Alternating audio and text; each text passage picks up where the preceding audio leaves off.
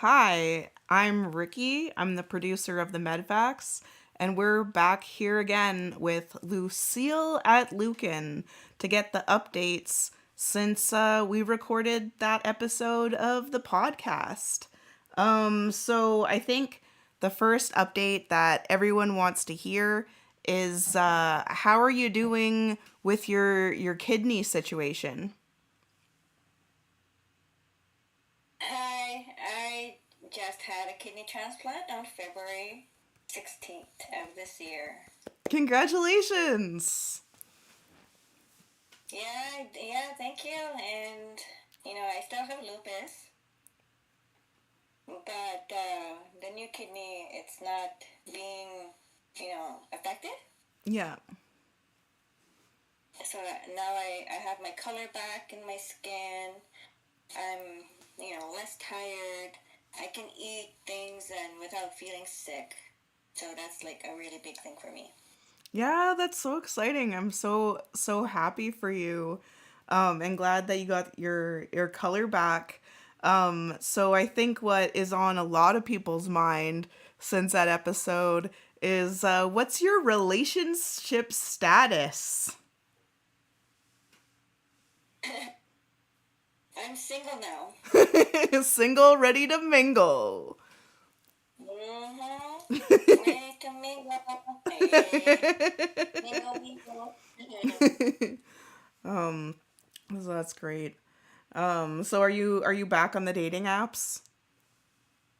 Here and there sometimes I'm just not really that interested That's fair. since I'm still healing. Yeah. I'm Yeah. still healing. Yeah. Yeah, how is the healing process after having major surgery? They said I can't lift anything more than 10 pounds.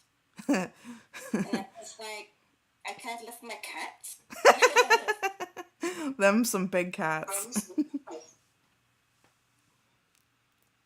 Yeah. One of the big topics that we had really gotten into was about some of the race shifting and cultural appropriation that was happening in Thunder Bay. And as we're speaking, there's actually an identity fraud conference going on with the MMF and the Ontario Chiefs and some other groups. And I'm wondering if you had a chance to check it out, or what are your thoughts on that? I haven't been able to check it out, but I did see some like clippings here and there from people who, indigenous artists who are listening in, and I'm like, okay, so what are they trying to do? And there's been some information being passed around that that land is trying to be claimed, Mm-hmm. Mm-hmm. and or the territory where I'm from is like Treaty Number 9. And we were like, no, I don't know, man. I don't know how I feel about that.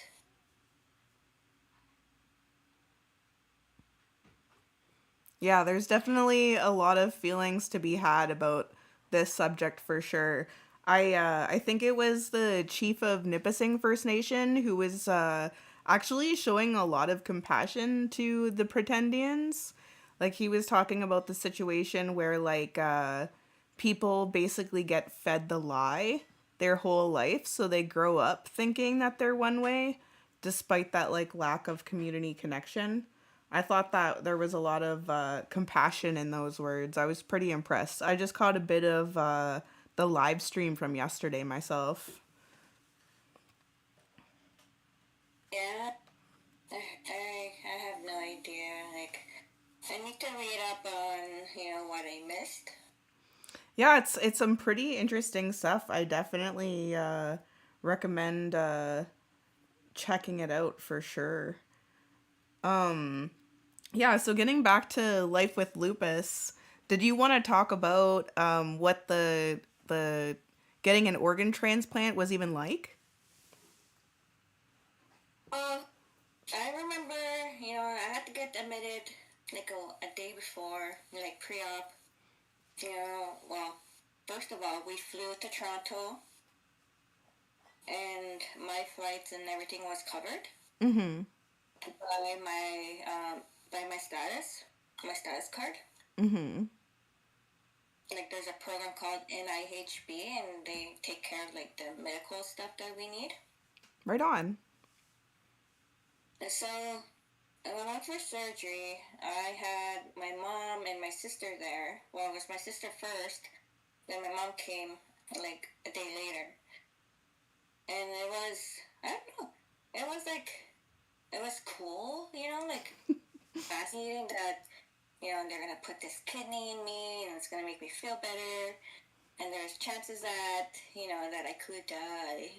But I don't know, I was just worried, I guess, for a bit there. Then all of a sudden I was like, whatever, I'm dying anyways. So, like,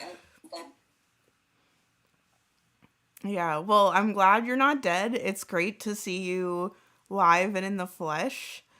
Um, and thanks for doing this follow up too, because it was quite a ways away, and I think your story absolutely needed an update. Just knowing that you actually got your kidney from a really gracious donor. And I was making land back jokes because you got your kidney from a seller. yeah, I was like, land back.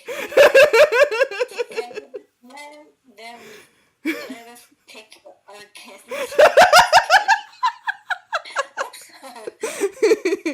Yeah, but yeah, thanks so for being so generous with your time and your story. I always love hanging out and laughing with you. So yeah, if you want to get in touch with Lucille and check out their art, they use Instagram at invisible_niche. They run Nietzsche Studios, which you can also Google online and find all of their websites and stuff. And thanks again for stopping by and talking with me today, Lucille. Yeah, thank you for having me.